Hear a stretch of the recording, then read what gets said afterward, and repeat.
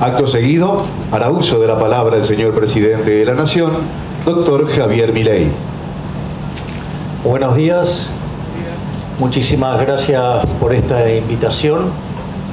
Y es un placer enorme para mí estar en este lugar donde además se congrega el sector productivo no solo más fuerte de la Argentina, sino que es el más productivo de todo el mundo. Porque como dije siempre, con la carga fiscal que tienen, que puedan seguir produciendo, es fruto de un milagro. Y ese milagro es porque son los mejores del mundo. Así que en primer lugar, felicitaciones a todos los héroes que se encuentran en este lugar y que son el corazón de la Argentina.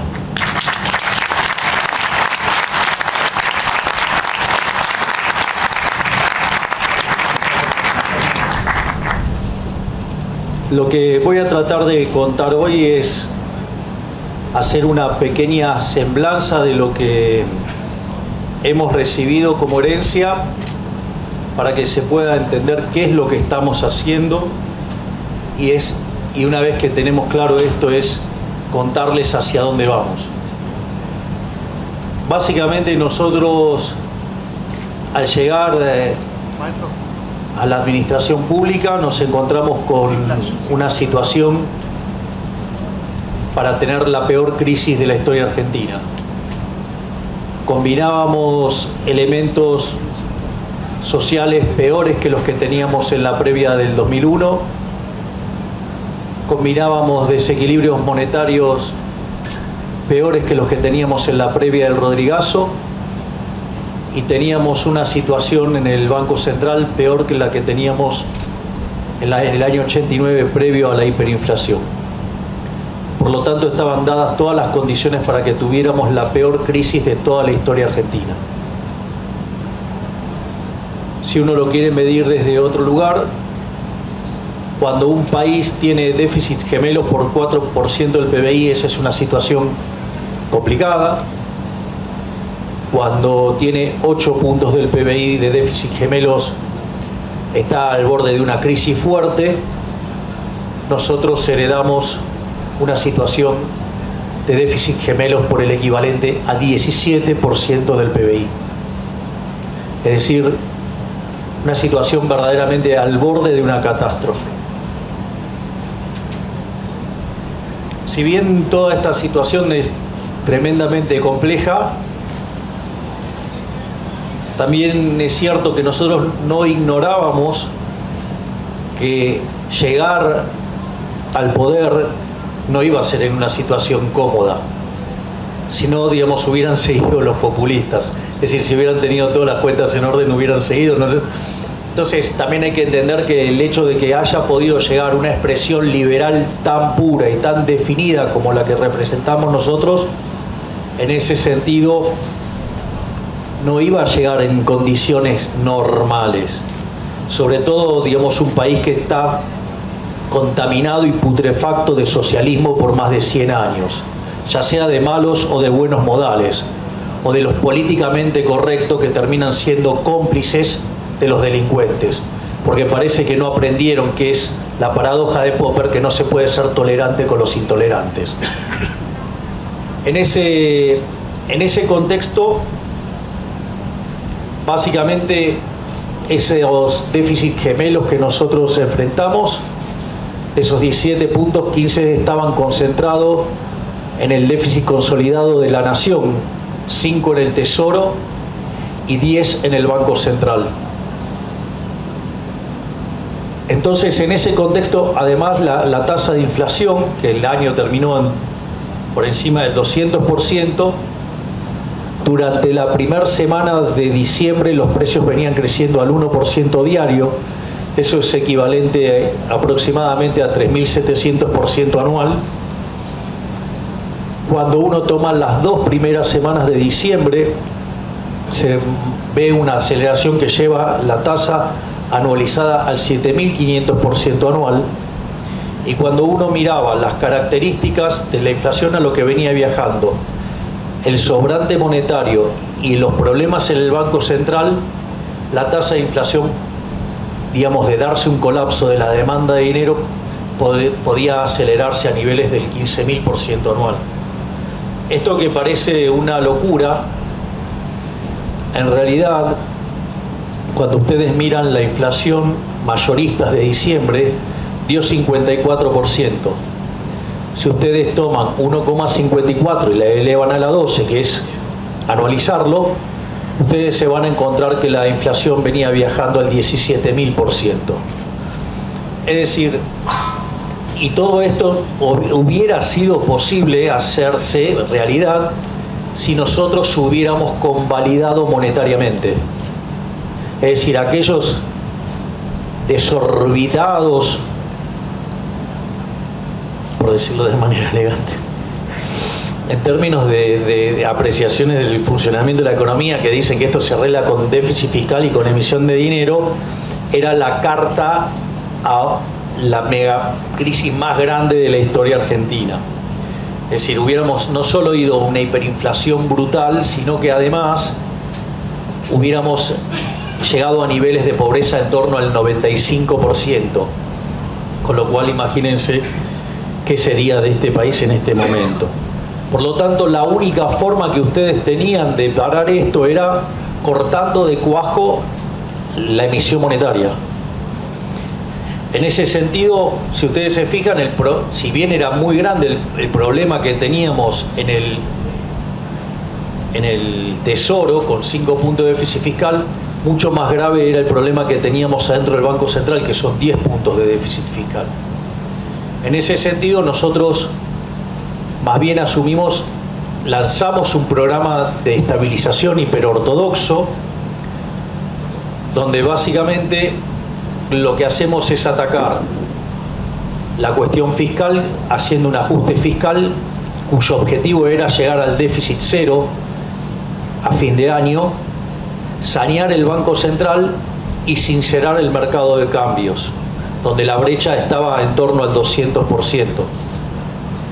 En ese sentido, nosotros empezamos un conjunto de recortes muy fuertes. Básicamente echamos a 50.000 empleados públicos, dimos de baja 200.000 programas sociales que se habían entregado de manera irregular, cortamos de cuajo la obra pública, cortamos de cuajo las transferencias discrecionales a las provincias, es decir, y obviamente que también hubo licuación, eso es obvio que hubo licuación. Y por otro lado empezamos el saneamiento del Banco Central. Nosotros recibimos el gobierno con 11.500 millones de dólares negativos en términos de reservas netas, y el sinceramiento cambiario que hicimos hace que hoy nosotros tengamos 9.000 millones de dólares comprados desde que iniciamos la gestión. No solo eso, sino que además ese objetivo que nosotros teníamos de alcanzar el déficit cero, pero déficit cero en serio, en términos financieros, que pensábamos alcanzarlo hacia fin de año, cuando empezamos a ver cómo venían evolucionando los números, en ese contexto vemos que podíamos llegar al equilibrio primario en enero y al equilibrio financiero en el mes de marzo. Eso a nosotros nos daba una seguridad muy importante y nos daba mucha confianza. Piensen que Argentina desde los últimos 113 años tuvo déficit fiscal en 113. De las 22 crisis que tuvo, 20 tienen origen fiscal. Por lo tanto, digamos, el eje central del problema que había que atacar era el tema del déficit fiscal, que después lo voy a abordar desde otro lugar. Entonces decidimos aplicar una política súper dura, digamos, eliminar la obra pública, como le dije, digamos, eliminar las transferencias discrecionales, pisamos partidas, no le sacamos un mango a nadie, que se sepa, digamos, no se dejen engañar por los mentirosos que son gastadores compulsivos. Y en ese contexto, ¿por qué es importante el déficit cero? Porque el déficit cero implica que yo no voy a tomar más deuda, es decir, solamente tengo que rolearla. Ahora, si la deuda entonces no me va a crecer más, con que el producto no caiga, eso me deja constante la relación deuda-producto. Entonces, si la relación deuda-producto queda constante o cae, el país pasa a ser solvente. Es una forma de asegurar de manera profunda la solvencia intertemporal.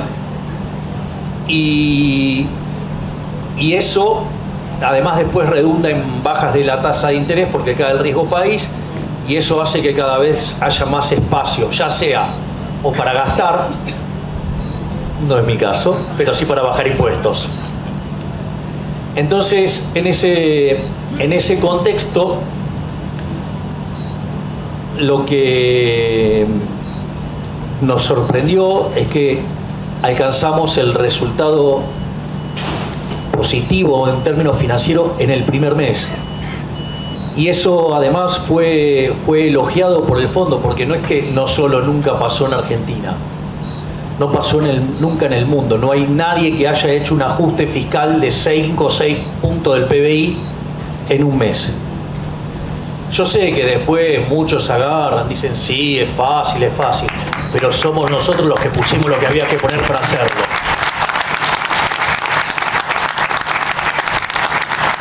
Te salió bien el alumno.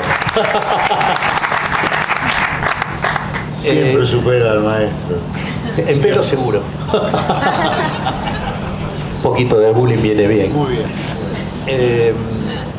Entonces, eso fue algo muy importante. No solo eso, sino que además empezamos con el proceso de saneamiento del balance del Banco Central. Esto es muy importante para tener en cuenta.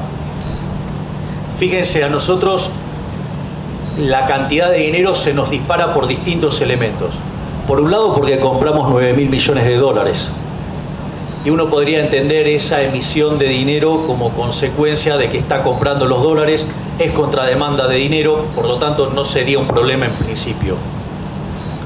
Pero también se nos dispara la emisión de dinero por unos puts que habían utilizado en el gobierno anterior, digo, como mecanismo para mitigar el tipo de cambio, y por otra parte se nos dispara también la emisión monetaria por la remuneración de los encajes, ¿sí? Digamos, que son los pases en realidad, y que en realidad son los herederos de las LELIQs. Vean la crueldad de lo que dejó el gobierno anterior, que todo lo que era 3 veces la base monetaria, que eran las LELIQs, cuando nosotros asumimos, de LELIQs habían pasado a pase, es decir, de ser operaciones de 30 y 60 días pasaron a un día. Eso para que vean que la crisis la teníamos en la cara, al margen que a los 11 días de asumir teníamos un vencimiento con el Fondo Monetario Internacional y no teníamos dólares en el Banco Central. Entonces, en todo ese concepto, fíjense que a pesar de todo eso, en el periodo desde que nosotros estamos en el gobierno, la base monetaria no varió. Aviso porque, digamos, quizás un día, digamos, hay operaciones, salta y después se compensa. Digo, porque no falta, digamos, esos puristas que entonces justo encuentran el día donde hay un vencimiento, cambia la composición y después se ajusta al otro día, pero claro. Entonces, la base monetaria está clavada en 10 billones, pero ¿qué es lo importante de todo esto? Porque absorbemos vía el fisco y absorbemos vía el BOPREAL. Que dicho sea de paso, el gobierno anterior nos dejó cerca de 50.000 millones de dólares de deuda con importadores que paralizaba las importaciones, ¿no? Y lindo negocio que se habrán hecho con la CIRA, ¿no? Porque compraban al oficial cosas que si lo hubieran hecho al paralelo les costaba bastante más caro.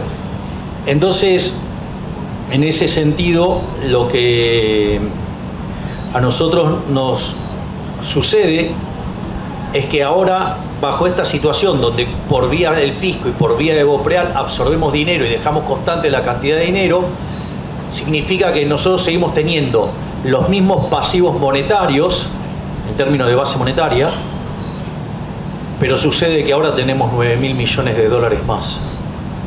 Por lo tanto, ustedes lo que ven es que el sistema está muchísimo más sano. Es decir, ahora esos 10.000 millones esos 10 billones tienen como contrapartida 9.000 millones de dólares que hemos comprado. La consecuencia de este conjunto de medidas se tradujo en una fuerte caída de la inflación. Si ustedes recuerdan los números que le estábamos pasando, cuando estábamos en la tercera semana se había acumulado 30% de inflación ya. Digo, cuando uno mira los indicadores de alta frecuencia ve eso. Por lo tanto, a mí en un fin de semana me hace una nota Gabriel Anelo y me dice, ¿qué pasa si da 30? Y le dice, da 30 es un numerazo porque significaba que la última semana la inflación había dejado de correr. Y la realidad es que cuando terminó dando 25 fue la verdad que verdaderamente un éxito, porque significa que además los precios se habían retrotraído a la segunda semana. Después, digo, con los problemas de la estacionalidad de enero, si hubiera dado 25 era un buen dato, y dio 20. Y todo pareciera indicar que este mes, a pesar de la suba de las prepagas, a pesar de la suba de tarifas, a pesar de todas estas cuestiones, parece que va a estar en torno al 15% según el consenso de mercado. Es decir, que el proceso de desinflación sigue fuerte, que si ustedes toman la inflación sin mirar los regulados, la inflación de hecho está viajando al 10, si toman alimentos está al 9, es decir, hay un claro proceso de desaceleración inflacionaria. A su vez, la fortaleza que estamos mostrando con los números fiscales, nosotros en enero, para conseguir ese resultado positivo en términos financieros, la caída real del gasto fue del 30%, le cuento que febrero cayó 36%. Es decir, que el ajuste fiscal sigue. Es decir, tiene motosierra y tiene licuadora. Pero les digo algo, la licuadora también es un paso para que, si eso ustedes lo sostienen de largo, también se convierte en motosierra. Entonces, en ese contexto, lo que ha pasado es que después de mucho tiempo el riesgo país cayó a niveles de 1500.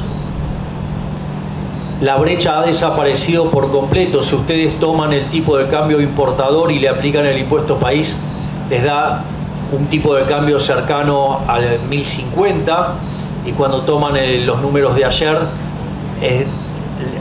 era 9.95 y 1015, o sea que ha desaparecido la brecha.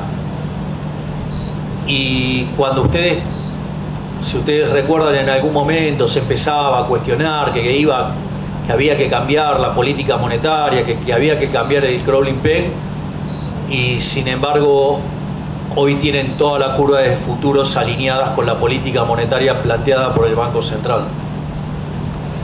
Por lo tanto, o sea, el proceso de estabilización está funcionando muy fuertemente, y una de las cosas que sucede es que, esto es importante, la inflación es siempre y en todo lugar un fenómeno monetario que se genera por un exceso de oferta de dinero. Esto es, o porque sube la oferta, o porque cae la demanda, o pasan las dos cosas a la vez, y eso hace que todos los precios expresados en unidades monetarias suban. Como el dólar es un precio más de la economía, pero es además un activo financiero, sube primero. No existe eso del pass-through, no existe, digo, esos son abusos de la matemática. En realidad, lo que está es la pérdida de poder adquisitivo del dinero, y si muchos economistas, en lugar de estudiar tanto keynesianismo, hubieran estudiado el efecto Hume-Cantillon, sabrían que suben de acuerdo a distintas etapas. Entonces, básicamente, lo que ustedes tienen es que eso es el efecto de que es un activo financiero y pica primero. Y esto es muy importante, porque esto quiere decir que en algún momento los precios nos vamos a encontrar con que la tasa de inflación se va a derrumbar. Es decir, en algún momento la inflación se va a derrumbar. ¿Y dónde está el sentido de esto? Bueno, miren, si ustedes miran la base monetaria a lo largo del siglo XXI, eso les da un promedio de 9% del PBI. Hoy la base monetaria es 3. Es decir, y si ustedes tomaran la amplia, es 9. Es decir, pero para ir a la amplia se tendría que dar una situación de corrida donde todo el mundo quisiera salir de... Y la realidad es que el tamaño del sistema financiero es muy chico. Digamos, el préstamo al sector privado no financiero es 4% del PBI. Y cuando ustedes toman los depósitos, la gran mayoría de las cuentas vinculadas a los depósitos tienen que ver o con los sueldos o con el working capital de las empresas. Con lo cual no hay mucho rango para corridas y nada por el estilo. Es decir, entonces lo que estaba contando era cómo las variables financieras estaban repercutiendo positivamente. Hemos presenciado un desplome del riesgo país entrando en la banda de los 1.500 puntos básicos. Hemos llegado a tocar niveles como los que en algún momento había tenido el gobierno de Macri. Los bonos habían estado cerca de $50. La curva de futuro del dólar está en línea con la política monetaria llevada a cabo por el Banco Central. Y todo eso, digamos, además se manifestó en una tremenda caída en el precio del dólar, motivo por lo cual todo esto está anticipando que hay luz al final del camino y que en algún momento la tasa de inflación se va a empezar a desplomar. Más o menos el consenso de mercado es que el mes de febrero haya cerrado en torno al 15%, lo cual implica otra caída de 5 puntos respecto al mes anterior, pero que cuando ustedes limpian los efectos de aumento de tarifa y prepagas y demás correcciones de precios que estaban profundamente atrasados durante el kirchnerismo, ustedes ven que, por ejemplo, la inflación por distintas medidas está en torno al 10%, y además cuando miran alimentos está en torno al 9%, es decir que el proceso de baja de la inflación sigue ocurriendo fuertemente. Al mismo tiempo, si bien nosotros estamos haciendo un ajuste muy fuerte, también es cierto que lo hacemos sin descuidar las partidas sociales. Y en ese sentido nosotros hemos duplicado la tarjeta alimentar, hemos duplicado la asignación universal por hijo, hemos duplicado los mecanismos de asistencia a las madres, pero sobre todas las cosas hemos multiplicado por 4 la partida de asistencia para los chicos que van al colegio, que es un programa que le llega a 7.300.000 chicos para que puedan tener los útiles. Y no solo eso, sino que para aquellas familias que no puedan pagar la cuota del colegio, generamos unos mecanismos para que se le pueda dar financiamiento. Es decir, ¿por qué? Porque es una situación muy traumatizante, no solo para los padres cambiar a su hijo del colegio, sino para el hijo cuando va y llega al colegio y no se encuentra con los mismos compañeritos, lo cual, digamos, en ese sentido nosotros también estamos haciendo el ajuste y estamos dando contención social, al margen de todos los desequilibrios que hemos encontrado y que ustedes estarán viendo que todo el día aparecen focos de corrupción. La pregunta es, teníamos un montón de abanderados de la lucha contra la corrupción y de estas cosas no encontraban nada, como por ejemplo el caso de los fondos fiduciarios, ¿no? O digo, las cosas que pasan con los bolsones de comida o con lo que pasa con aquellas personas que, por ejemplo, cobran planes sociales y se van en avión y se van en barco al exterior. Digo, cosas verdaderamente insultantes. O lo que está pasando con el tema de los seguros. En definitiva, muchos proclaman, digamos, bajar la corrupción, pero no han hecho nada. Digamos, de vuelta, los que lo estamos haciendo somos nosotros. Y debe ser por eso que también está tan, digamos, tan nerviosa la casta. En ese sentido, lo que nosotros entonces creemos que básicamente, una vez que logremos estabilizar la economía, una vez que logremos sanear el balance del Banco Central, una vez que logremos frenar los mecanismos de emisión de dinero endógeno, vamos a estar en condiciones de abrir el cepo. En ese sentido, es más, nosotros estamos, por ejemplo, ayer compramos 313 millones de dólares el Banco Central, pero abriendo más importaciones todavía. Es decir, que cada vez se liberan más restricciones y acorde a las estimaciones que hace el Fondo Monetario Internacional, consideran que podríamos estar abriendo el cepo a mitad de año. Si nosotros abrimos el cepo a mitad de año, el exceso de demanda que existiría en principio en el mercado de divisas, eso haría que desaparezca, pero también desaparecería el resto de excesos de oferta de la economía, y eso haría que el mercado de bonos, los precios suban y el riesgo país baje. La caída en la tasa de interés haría que el nivel de actividad rebote, eso haría que aumente la demanda de trabajo y entonces los salarios reales comenzarían a subir, y en ese sentido además también lo otro que estaría pasando es que la cantidad de pobres e indigentes estarían cayendo. Es decir que una vez que abramos el cepo, la economía va a encontrar una situación en la cual va a estar rebotando. Y no solo eso, sino que además van a estar pasando algunas cosas adicionales, como el hecho de que, como Argentina tiene las instituciones tan destrozadas, pero también tiene destrozado el stock de capital, la productividad marginal del capital en Argentina es muy alta, es decir, los retornos en los proyectos en Argentina es muy alta. Entonces, aun cuando tengamos destrozadas las instituciones, es posible que Argentina muestre crecimiento genuino a pesar de las instituciones que tienen. Y esto lo que haría es que el rebote lo combinaría con crecimiento, y eso también nos permitiría una mejora no solo en la actividad y el empleo y en los indicadores sociales, sino que además mejorarían los números fiscales, y es ahí cuando se abre la puerta para que empecemos a bajar los impuestos cada vez con más intensidad. Es decir, la idea es que en la medida que la economía se vaya expandiendo, en lugar de hacer lo que hicieron otros gobiernos, de tomar esa mejora en la recaudación para aumentar el gasto público, nosotros vamos a usar eso para devolverle el dinero a sus legítimos creadores, que son los emprendedores y la gente de bien, y no que quede en la mano de los políticos basura que tenemos.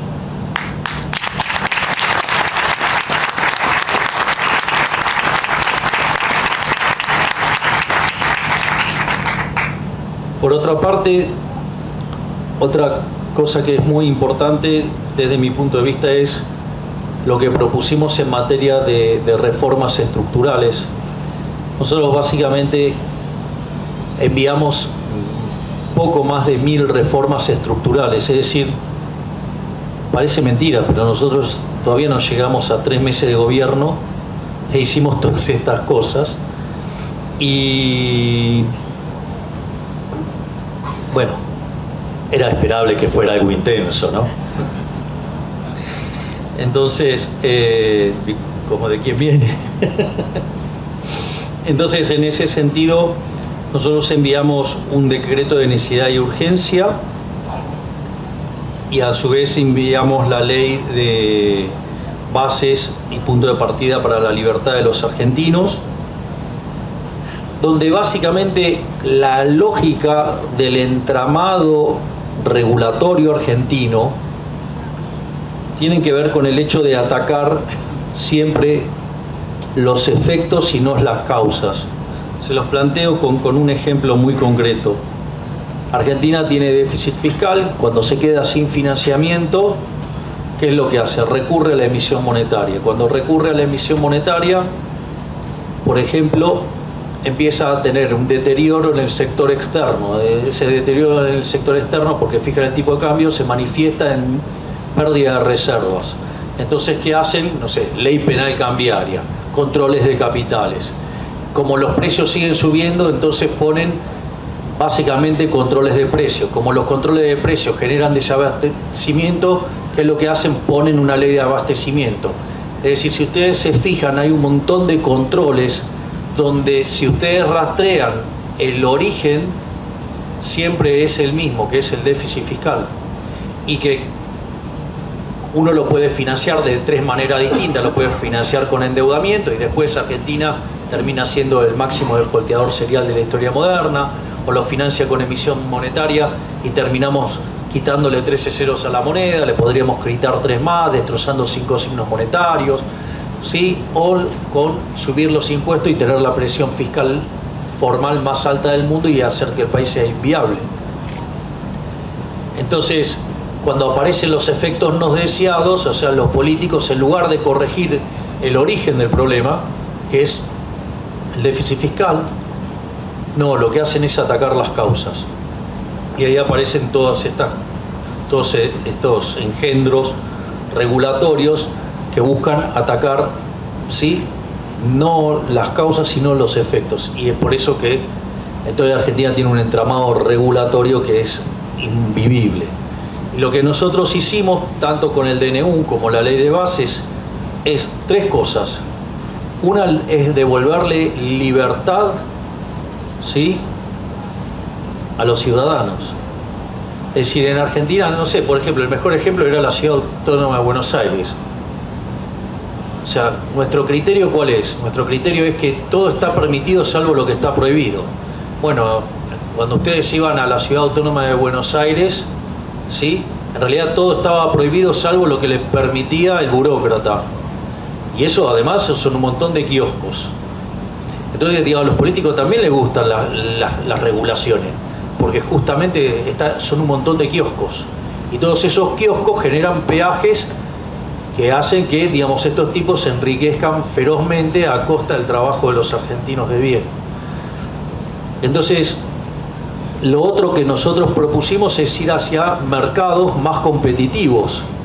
Es decir, no cambios de estructura de mercado que sean pro empresa, porque el fascismo también es pro empresa. O sea, entonces un empresario prebendario con un político corrupto se ponen de acuerdo para reventar a los ciudadanos con privilegios. No, eso no es una solución. La solución es que los mercados sean pro competencia. Entonces nosotros hemos trabajado abiertamente en ir hacia mercados más competitivos. Y no solo eso, sino que además hemos decidido atacar los focos de corrupción. Y claro, y eso también es un problema porque implica tocarle los kioscos a los políticos, ¿sí?, o a sus socios, digo, lo que yo llamo la casta, ¿no? O sea, porque no solo son los políticos ladrones, son los empresarios prebendarios, son los sindicalistas que, digamos, traicionan a sus trabajadores, son los medios ensobrados, ¿sí?, y son los profesionales funcionales, ¿sí?, a la religión del Estado. Digo, está lleno, digamos, de imbéciles que pasean por canales de televisión defendiendo los negocios de los políticos.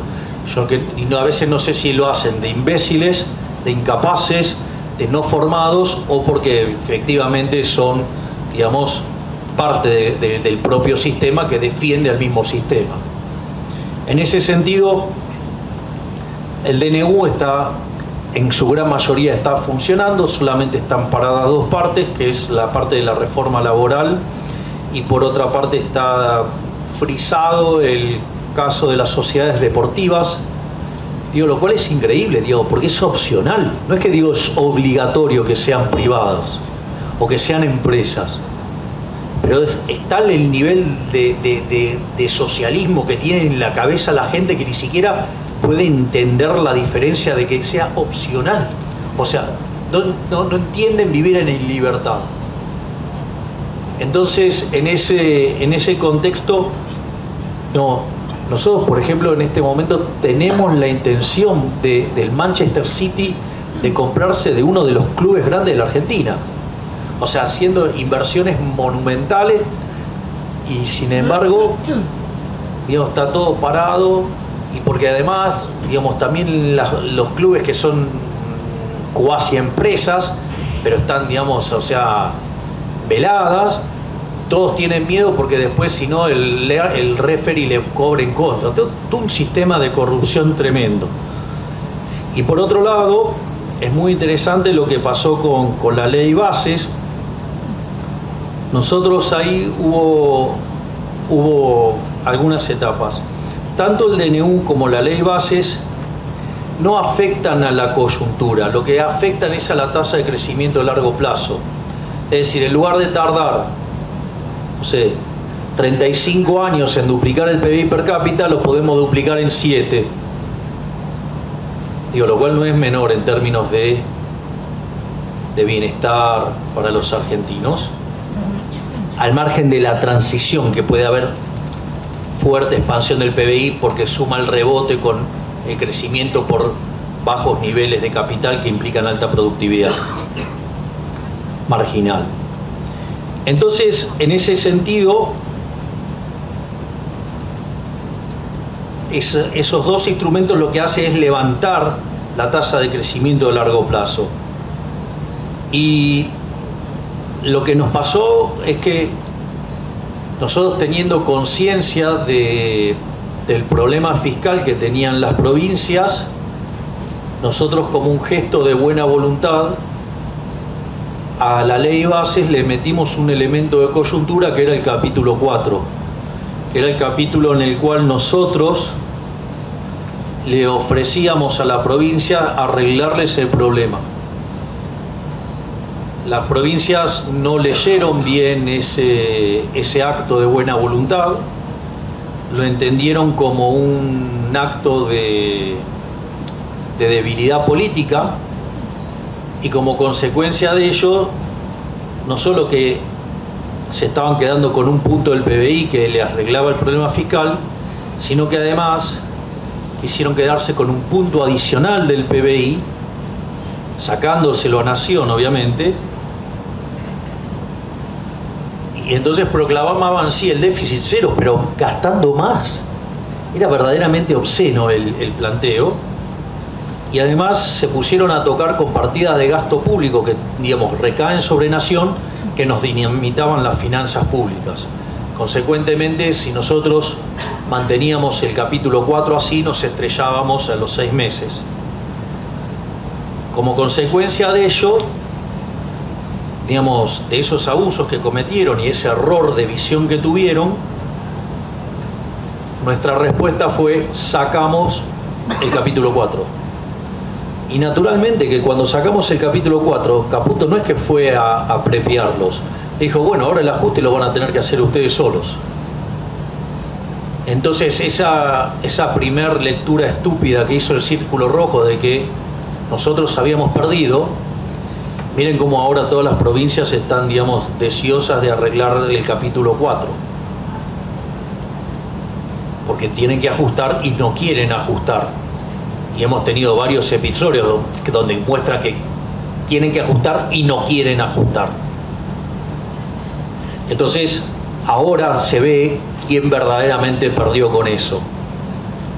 Pero no solo eso, sino que además cuando entramos en la ley bases, donde nosotros, de los cerca de 700 artículos, terminaron quedando como 550, para los que dicen que nosotros somos absolutamente inflexibles.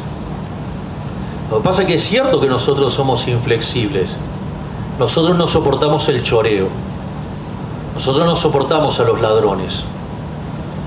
Y más, les voy a contar algo. Una de las cosas que pasaba cuando yo era diputado y que era criticado por los medios de comunicación, injustamente, obviamente, yo, digamos, siempre votaba en general y cuando se votaba en particular me levantaba. Porque yo no me prestaba al robo de la política de negociar el particular, que es donde negocian el choreo.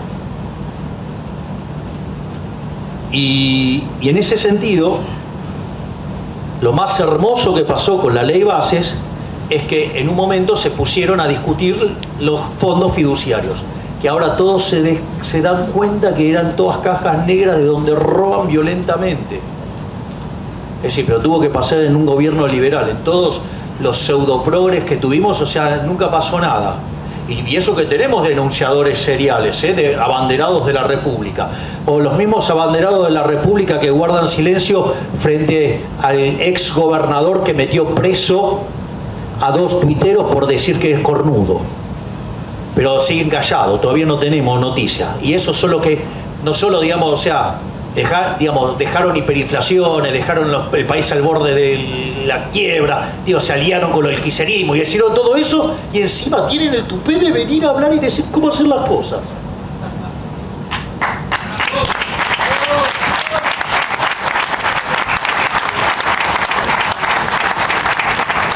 O sea, hay un republicanismo bastante raro en Argentina. Y en ese sentido, cuando apareció la discusión de los fondos fiduciarios, se explotó toda la porquería. Y de vuelta, digamos, como gran parte del Círculo Rojo no la ve, ya sea o porque tiene intereses cruzados con el gobierno o no le gustan los liberales o lo que fuera, vendieron de que era una derrota. De vuelta no entendieron nada. Cuando yo decido levantar la ley base desde Israel, ahí el punto central es el siguiente: los dejé de manifiesto. Es decir, quedaron todos los ladrones a la vista. Porque por los orcos no me voy a preocupar por los orcos, porque los orcos son orcos y son incorregibles. Pero por lo menos son delincuentes que no se ocultan, no pretenden ser tratados como señores, porque saben que son delincuentes y no les molesta mostrarse como delincuentes. El problema son los delincuentes de guantes blancos que pretenden ser tratados como señores y no lo son, y que se muestran como abanderados del cambio, pero cuando llega el tema de la guita, ahí dejan de ser los señores que son. Eso saltó con fuerza, y la realidad es que para tener una ley, digamos, que tiene un lindo el título, pero la vaciaron de contenido porque empezaron a mantener sus privilegios, se pusieron a defender sus choreos, yo preferí levantarla. ¿Y qué es lo mejor de todo esto? Quedaron en evidencia. Digo, me encanta porque, digo, desde los medios de comunicación se pasaron escrachándome a mí con que voté en algo o no voté en algo. Ahora sucede que cuando nosotros mostramos lo que votaron todos estos delincuentes, traidores, mentirosos, a eso era fascismo. Porque si las votaciones son públicas. Si me permite, señor presidente, un agregado de lo que usted dice. De los incisos más votados negativamente en esa sesión, los dos incisos más votados negativamente fueron el de los fondos fiduciarios y la posibilidad de que el gobierno nacional privatizara empresas públicas. Más claro le echan agua, ¿no? Es decir, porque las empresas públicas son aguantaderos, ¿sí?, de la política, la usan como caja de la política, digamos, si la llenan de empleados. O por ejemplo, ahora, digamos, están llorando por Telam. Hay un delincuente que dice, ay, cierra Telam, como si fuera importante en términos de gasto público. Yo diría, si no es importante, ¿por qué no la pone de la de él? No, la de él no. Ese mismo delincuente, ¿sí?, dice que en realidad habría que hacerla eficiente. Todo estatista que los quiere robar habla de la eficiencia que tendrían que tener las empresas del Estado. Mire, hay un libro de Milton Friedman con Rose Director, o sea, con la que fue su mujer, después, que se llama Libres para elegir. Entonces tiene un capítulo donde habla del gasto público, dice las 4 formas de gastar. Usted puede gastar su dinero en usted o en otros, y puede gastar el dinero de otros en usted o en otros. Entonces dice, cuando usted gasta el dinero de uno mismo en uno mismo, y bueno, digamos, sabe que quiere gastar, sabe, digamos, lo que le costó gastarlo, usted maximiza el beneficio, o sea, la cuida rajatabla. Ahora usted puede gastar el dinero suyo en otros. Bueno, es cuando hace regalos. Trata de quedar bien con lo menos posible, minimiza el costo. La otra es gastar la de otros en uno. Y bueno, ahí, digamos, comen en el restaurante más caro, toman... o por ejemplo, se gastan un palo verde por mes yendo en helicóptero a todos lados, el que yo no uso. Por ejemplo, uno de los tantos ahorros. Podés contar, digamos, la calidad de la comida. No, porque en la administración anterior, en donde estoy viviendo, se almorzaba y cenaba con champán Cristal todos los días. Digo, si vienen a la quinta, no lo voy a recibir así. Lo único que les puedo ofrecer lo único exótico que les voy a ofrecer es que les puedo, compartir el Keter que tomo en Shabbat, nada más. Keter es un jugo de uva que se toma en Shabbat, para los que no tomamos alcohol. Después, entonces lo otro que Entonces, ¿cuál es la peor forma de gastar? Y la de otros en otro, que es lo que hace el Estado. Por lo tanto, nada de lo que pueda hacer el Estado lo puede hacer bien. Aparte, digo, por lo tanto, o sea, nada que haga el Estado lo va a hacer bien. Pero además, si yo digo, ahora supongamos que, no sé, por algún milagro en algún lugar del mundo existiera ese caso donde funciona eficientemente, que es lo que defienden estos estatistas, bueno, al menos no es el caso argentino.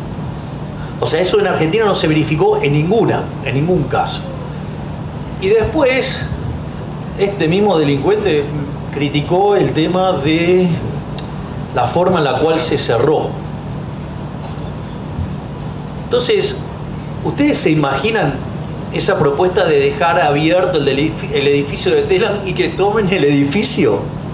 Es decir, no solo que es una violación a la propiedad, sino que además, o sea, hubieran estado todos parapetados ahí adentro, hubiera sido un problema enorme. Por lo tanto, digamos, o sea, sí, junto con la ministra de Seguridad, el día domingo a las 10 de la mañana, si quieren, en la Quinta de Olivos, una de las cosas que decidimos era que sí, íbamos a llenar de vallas, íbamos a poner la policía y no iba a poder entrar nadie. Y les digo más, existía la posibilidad de que hubiera conflicto físico. Y la idea era, avancemos también con eso. Y a los que hagan lío los vamos a meter presos. Porque en realidad los que iban a hacer lío no eran los periodistas. Porque les cuento que dentro del staff de Telam hay 100 barras bravas. Con lo cual, qué lindo sería, digamos, que cosa que tenemos, mostrarles los 100 prontuarios de esos barra bravas, para que vengan y me defiendan, digamos, a Telam. Y otra cosa más. Es decir, era, digamos, tanto cuando existe pauta como cuando existen medios públicos, terminan siendo mecanismos de propaganda. Es decir, están usando la plata de los pagadores de impuestos para hacer propaganda, lo cual es aberrante también. Entonces, en ese sentido, al margen de que persiguen al que piensa distinto. Por lo tanto, ahí tienen otro de los casos, o digamos, el INADI como mecanismo de policía del pensamiento. Digamos, otra de las cosas que hicimos, arrancamos con 18 ministerios, lo llevamos a 8. Bajamos a la mitad la cantidad de direcciones, secretarías. Es decir, vaya que hay motosierra de lo lindo. Por lo tanto, nosotros ahora lo que fue el discurso del 1 de marzo, básicamente lo que hicimos es plantearle a la casta, digo, que revele si es casta o no. Es decir, si quieren conflicto, le vamos a dar conflicto. Ahora, si quieren avanzar hacia una Argentina mejor, volvemos con la ley base, le reponemos el capítulo 4 y si avanza, nos vamos al Pacto de Mayo. Y en el Pacto de Mayo están 10 medidas económicas que son lo que van a determinar la base de una economía que pueda crecer fuertemente. Dentro de esas medidas incluye, obviamente, llevar el gasto público, que es la verdadera presión fiscal que enfrenta una economía, a niveles del 25%. Y eso significa que, digamos, van a tener que hacer el ajuste nación, pero más también van a tener que ajustar las provincias. Se terminó la época donde los políticos nos tienen esclavizados. Es decir, hay una frase hermosa que dice el profe Espert, que dice, uno viene a la vida a pasarla bien, no a pagar impuestos.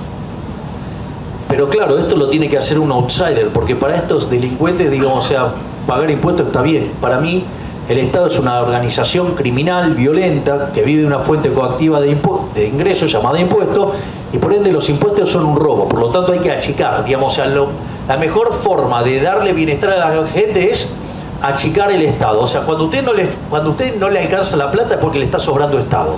Esa es la realidad. Entonces, digamos, presidente, que ir a 25 puntos del producto de gasto público implica bajar el gasto público 15 puntos, porque lo tenemos en 40. Y digamos además que con 25 puntos del producto vamos a tener que hacer las cosas muy bien para que nos vaya bien, porque con 25 puntos del producto, Argentina entre los 60 y el 2003, cuando empezó a subir hasta 40, tuvo crisis homéricas.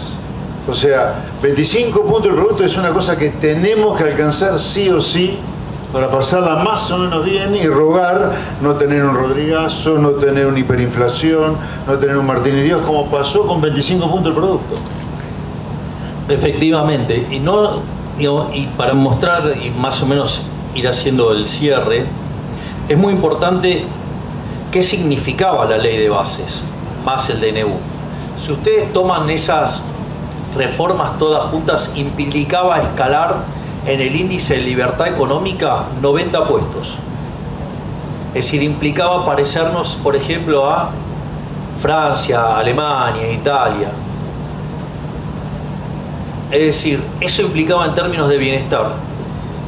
Pero como los políticos ladrones no quisieron ceder a sus privilegios, nos siguen condenando a esta miseria en la cual vivimos ahora y con la cual nosotros estamos dispuestos a dar la pelea por salir de esto. Pero más allá de todo esto, digamos, porque lo estamos logrando a pesar de la política, porque sé lo que hay que hacer, porque sé cómo hay que hacerlo y además tengo la convicción para hacerlo. No por nada me elegí al frente de la Comisión de Presupuesto y Hacienda del profe Espert, digamos, un fiscalista de raza, sino que además lo que quiero decir es la gente tomó conciencia. Miren, cuando yo empecé la campaña para diputados en Plaza Holanda, terminé el acto diciendo que yo no venía acá a guiar corderos, sino que venía a despertar leones. Y ¿saben qué es lo más lindo de todo? Que los leones empezaron a despertar. ¿Saben cuál es el máximo cachetazo que se comieron la casta política el otro día? 51 puntos de rating y 2,5 millones de personas mirando por YouTube. ¿Sabe qué? Se terminó, comenzó la era de la libertad. Así es que a confiar porque vamos a salir, porque las ideas de la libertad son las con las que va a permitir que salgamos adelante. Muchas gracias y...